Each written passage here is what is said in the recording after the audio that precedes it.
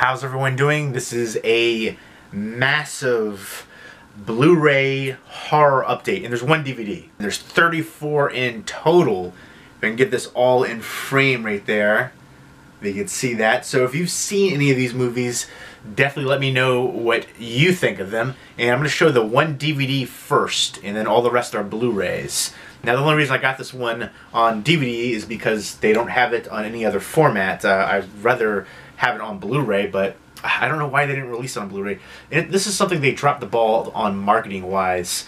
And this was such a phenomenal, such an underrated movie, something really unique and creative. It's a post-apocalyptic movie, and it's about a family living in this underground bunker, and they're hiding from these things that they call the Breathers, which I thought was a really cool, unique idea too, and especially the way that it plays out with the twist of it. I thought that was just really awesome and something we haven't seen before. And I wish this had a Blu-ray release, and this deserves more recognition. I'm going to do a full movie review of this once I revisit it. Alexander Skarsgård's in here too, and a few other recognizable people, but I would definitely recommend this one. That's the sole DVD. Next up are 4 titles that I got from Horror Pack. And if you don't know what Horror Pack is, it's a subscription-based service where every month they send you either 4 Blu-rays or 4 DVDs that are horror. And you choose which one, and a lot of times they have things that are exclusive to Horror Pack, so you can only get the Blu-ray or DVD through them, and they have some signed stuff and steelbooks, so I've really enjoyed their service so far. But first up is Diary of the Dead. This is actually directed by George A. Romero. I haven't seen this one. I've heard terrible things, but it has a ton of special features, including commentary from George A. Romero and some other like a feature-length documentary. So that alone is worth checking out for me. Even though if this turns out to be negative, I might keep this just for the commentary and feature-length documentary, because George A. Romero, Godfather of the Zombies, Godfather of the Dead, is a legend. And I've seen all of his other stuff except for this one. So, well, I'm gonna give it a fair chance. And as always, just let me know what you think of them, and let me know which one out of this lot is your favorite. Dark Summer, which also came in the Horror Pack, excuse me. Can't be confused with the Horror Block. Horror Block I find utterly disappointing, by the way. This stuff in there is just garbage from the majority. I used to have that subscription-based service, Horror Block. Trash. Like 90% of that stuff was garbage. I digress, though. There are other blocks. Nerd Block does other blocks. Their other blocks were good. I don't know why they can't do the same consistency with the Horror Block. They just put a lot of stuff in there that was junky little things that I would never want in a million years. It's certainly not worth the value. The end rant right there. But next up for Horror Pack, which is killing it, they're putting Scream Factories in there. And this is one that I loved and I wanted to add to my collection, and I never ended up picking up, and I finally did. Love this one. And Stella Maeve, the girl in here, oh my gosh, just breathtakingly gorgeous. Oh, right there. But this is such a atmospheric film about a kid on house arrest, and he's haunted by this girl, and it's just really creepy, and I like the unique take on it, and especially the way that it plays out at the end, and I like the soundtrack to it as well. Would definitely recommend checking that one out. Next up is Chopping Block, which is an exclusive to the Horror Pack. This looks low budget to no budget on here, like a horror comedy. They kidnap, they all get fired, a group of the workers right there, and they kidnap the boss's daughter, but she's a final girl, so there's a slasher after her. So, looks interesting. I like the cover art right there, kind of like retro-esque. The Town That Dreaded Sundown. This was the sequel. I like how they kind of played up to the original, and it had certain scenes kind of paying homage to it. And the cast here, the 2 leads, didn't do well here. I've seen them in other things, and they've done well. Addison Timlin, I think she's beautiful and talented. She was in Odd Thomas. She was excellent there. Not so good here. The acting just felt stilted. Anthony Anderson, I don't know why, he just looks weird to me in the cowboy hat. I guess for all the other roles I've seen him in. But still an enjoyable film overall, and I like the original a lot. So The Gate, which is a recent one from Vestron Video Collector Series from Lionsgate. Love this one, grew up watching this one, and they're killing it with their releases here. And I'm so happy that they went with this old school classic artwork instead of the recent artwork for the special edition DVD where it looked like some Justin Bieber looking kid on the front cover. I'm like, what the heck is going on here? Whoever came up with that design and whoever approved that design for that DVD should be fired. That artwork was awful. So happy with this one. The movie's fantastic, classic artwork right there. Got Stephen Dorff on the back. Grew up watching it, lots of nostalgia. Love what they're doing. I wish they didn't have the eco cases. I used to not complain about it, but I have had some ones that had issues with that, so that's my only slight nitpick right there. Next up is Hellraiser Deader. This is out of print. I didn't realize it was out of print. Like, I couldn't find any on eBay. To find something that's not on, or to not find it on eBay is ridiculous. I only found one person selling it on Amazon for 150 bucks. Probably won't get it for that, but this was like a $5 bargain bin release from Echo Bridge Entertainment. I guess they lost the rights, and there's been no other release for it. The movie itself was like mediocre. You know, average at best if you want to push it, but honestly, it's mediocre. I think the only people really kind of want this one is our completists for the series. I think I'm probably going to get rid of it as Carrie Wahura in here. It was disappointing overall to me.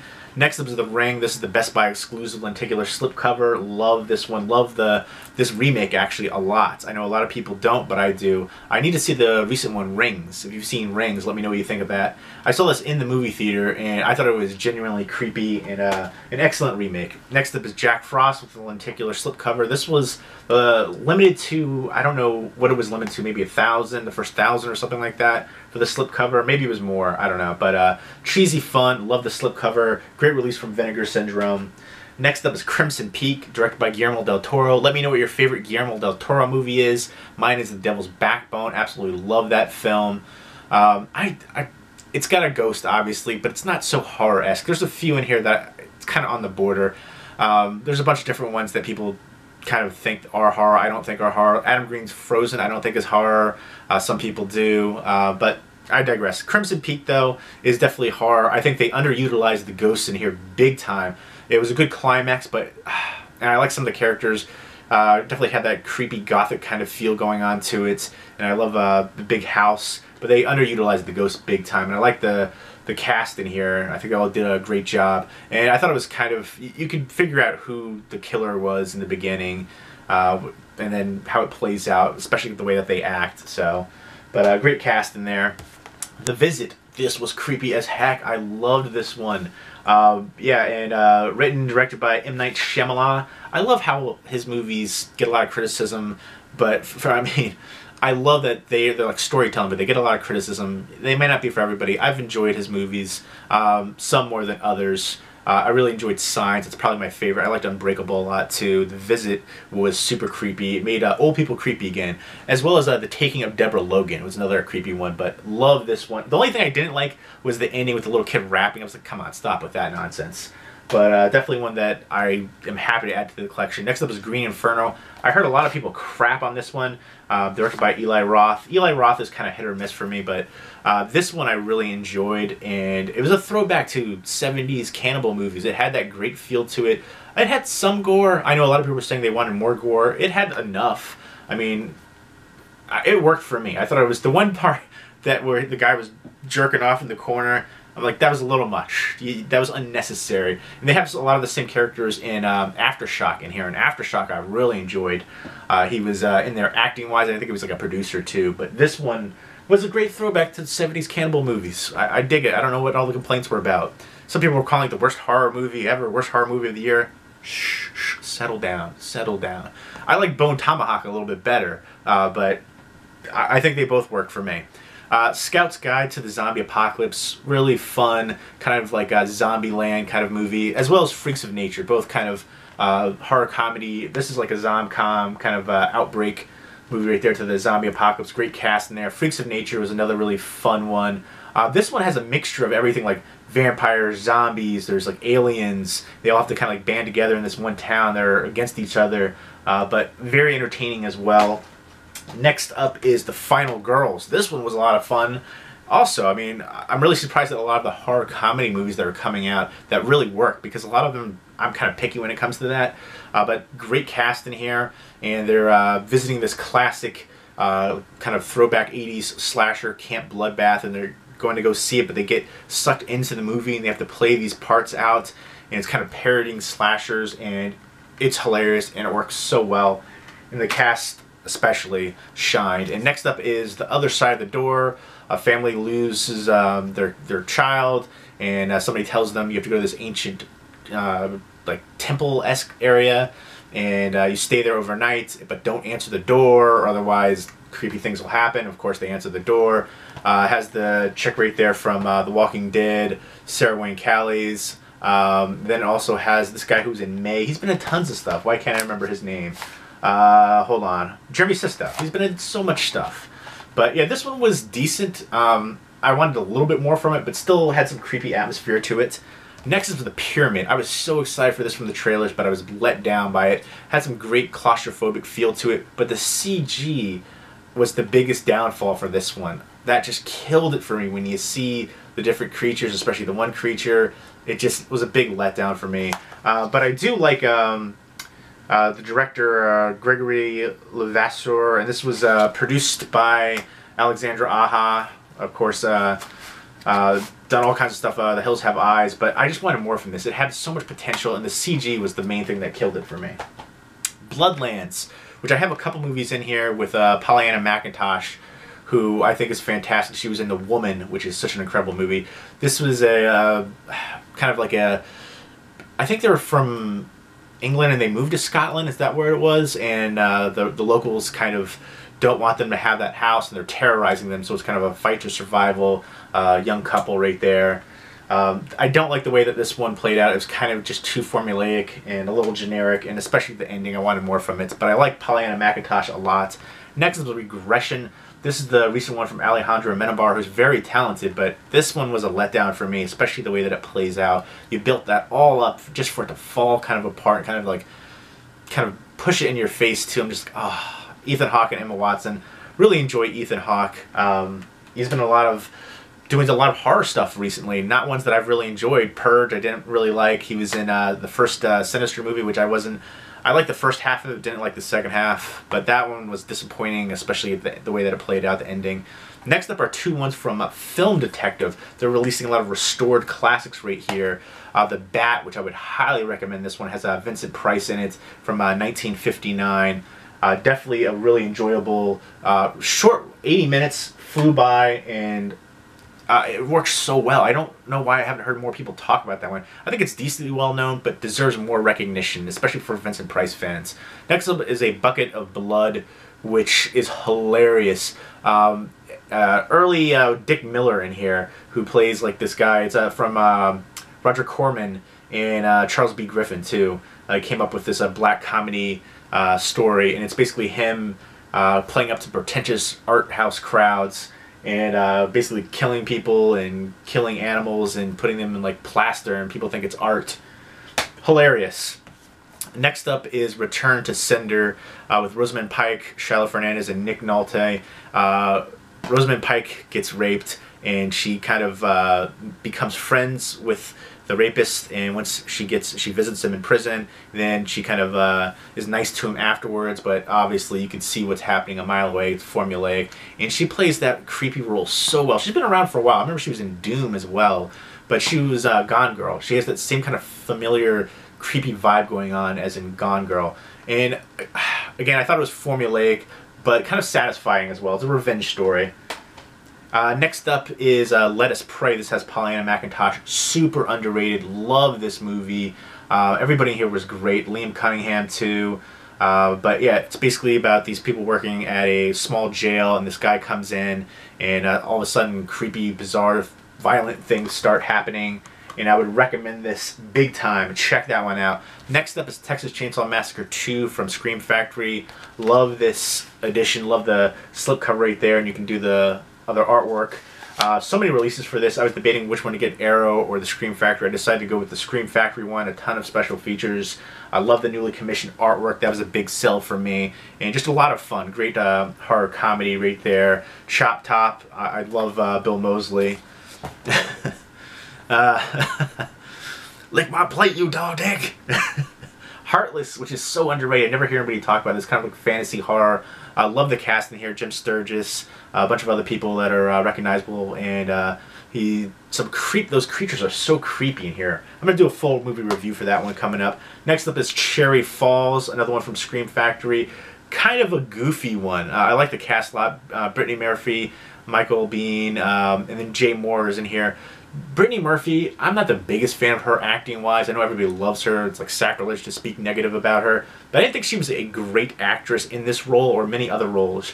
She seemed like she was very subdued or on some kind of like medicine that's just keeping her emotions kind of simmered down. But I like Michael Biehn a lot. He was great in here. And a lot of other cast shined. Jay Moore was kind of hilarious in this role to me. The Forest, such a letdown. It had a lot of atmosphere, a lot of potential, and I just hate the way that it played out, especially the ending. They could have, it was right there. It could have been it could have been top notch, but yeah, some of the visuals didn't work either.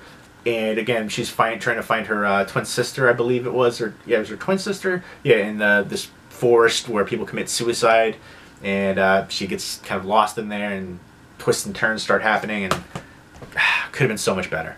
The Hallow, which I thought was really creepy, kind of underrated one too. This family moves to a new house, and there's like a legend of like creepy spirits in the woods, and their child gets taken, and they have to kind of fight them off. And I liked this one a lot. I don't think people check this one out, and they should. There's another one that was very similar. The Hollow. There's The Hollow and The Hallow, I think. The Hallow was really good and creepy. Green Room and The Guest, they border. I don't know if I really consider them horror or not. They have some horror elements, but I don't know. Green Room is phenomenal, though. One of my favorites from 2016. Anton Yelchin, may he rest in peace. Patrick Stewart was great as like the Nazi white supremacist guy. Imogen Poots, really super tense. One of the more tense movies I've seen in a long time. The Guest, another really tense one, and I love the lead actor here, Dan Stevens. Mika Monroe is fantastic too, and I really enjoy Adam Wingard and Simon Barrett. Blair Witch Project, I liked it more than the original. I hate the original, but the second, the recent one that they worked on together, I liked it better than the original, which I know I'm in the minority. A lot of people hate the new one, but it's basically a very similar thing, except it actually gives you something at the end. Next up are two ones from Mill Creek, double features. Hammer Films one's The Two Faces of Dr. Jekyll and the Gorgon, and then Revenge of Frankenstein and The Curse of the Mummy's Tomb. I remember seeing a couple of these when I was younger, but I have to revisit them. It's been a long time. Nice to see these on Blu-ray. Recycle, which is they're from the director of the Pang Brothers film, the directors of The Eye. A lot of neat visuals in here. The one scene was super creepy in the one like cave of the babies. That was really the creepiest part about it. Overall, kind of like fantasy horror. I didn't really enjoy this one that much. I was hoping to. I heard a lot of people speak highly about it, and I don't like the way that it played out at the end. There's certain relationships that you could figure out as well, and I wanted more from it. It just fell flat for me. Next was The Guard Post, which had some really creepy, tense moments in there, and I like how it all comes together at the end, but I just wanted a little bit more from it. Still definitely worth checking out. If you like Outpost and ones like that, kind of like a infected kind of movie. They go to this guard post where there's just people that are all dead, and there's one person there, the son of an army chief staff who's posted there, and they kind of play back. That's one thing too. It felt chaotic. They were showing the flashbacks with the current things, and talking about how people were killed and what happened there. It's a little chaotic, and I wanted just a little bit more, but still worth checking out. So there you go. That's the UK region-free release, by the way, import. So there you go. Those are my pickups right there, 34 in total. If you've seen them, definitely let me know what you think of them, and let me know which is your favorite of these pickups. Hope everybody's doing well. Take care.